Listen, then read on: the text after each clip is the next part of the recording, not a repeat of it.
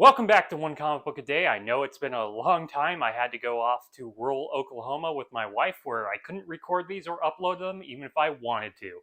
Also, it was just good to take a break for a while. I did try to do the shorts, but some days were just too busy to get them in.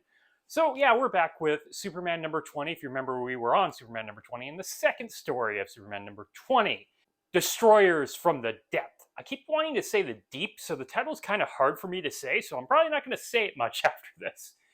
This is a story where Nazis, who I don't think are actually outwardly said as Nazis, but they are wearing the swastikas finally. And we do see Hitler, though he's not referred to as Hitler.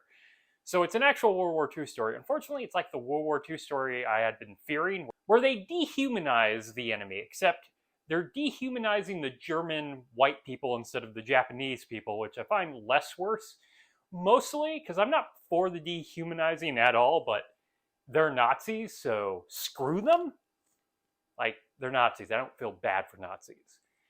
But it's also, it has some fantastical elements, and it almost works. It's just, they needed to go bigger with the story. So in Germany, as we see Hitler, yeah, we actually see Hitler, not the not Hitler that Superman defeated 10 issues ago. Actually, it probably wasn't that long ago.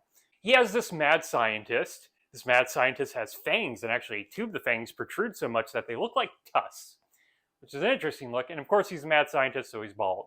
There's no other way to depict a mad scientist in the 1930s and 40s. He's created this whistle system that summons a bunch of monsters from under the water. When I say monsters, they're mostly like serpents and giant squids.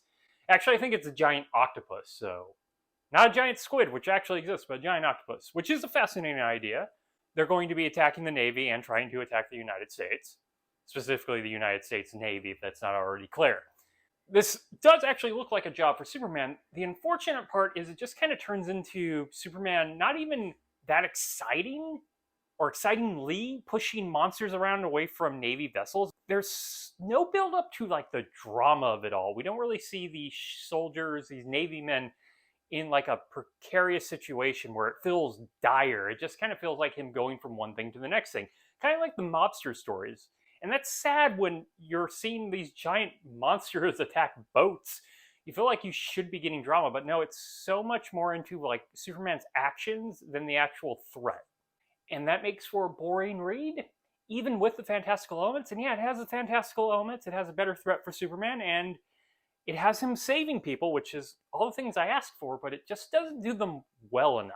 When Lois convinces Superman to actually get involved, he takes Lois with her and locks her up in one of the ship's brigs, which I can go back and forth on being a good idea because, yeah, she's going to get involved anyways, and here he can watch her, but he's also just taken her to the threat.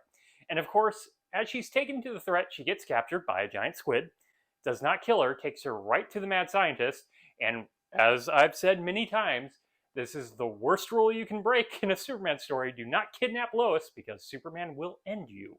So Superman fights off the monsters and Lois escapes and the whistle is damaged. And now that the mad scientist has no more control, I should call him a Nazi mad scientist to really hit home what he is. Now that it doesn't work at all, the monsters drive him to the deep. And that's the end of the story because the monsters don't want to deal with the surface world. They don't care. They're not Atlanteans. They're not Ocean Master. Though Aquaman could control them. There's not enough Aquaman stories about him attacking people with giant underwater serpents. I think that would be all of my Aquaman run. It wouldn't be good. It would just be like, did you see Aquaman like destroy a villain's fortress by just using giant sea monsters and like something that looks like Godzilla? I've protracted way too much on that. So yeah, I just wish they had made the situation worse. They actually could have just gone a lot bigger with these sea monsters, like a Godzilla creature, though Godzilla doesn't exist yet. Not for another like 6 years. So what could have been is just like a missed opportunity.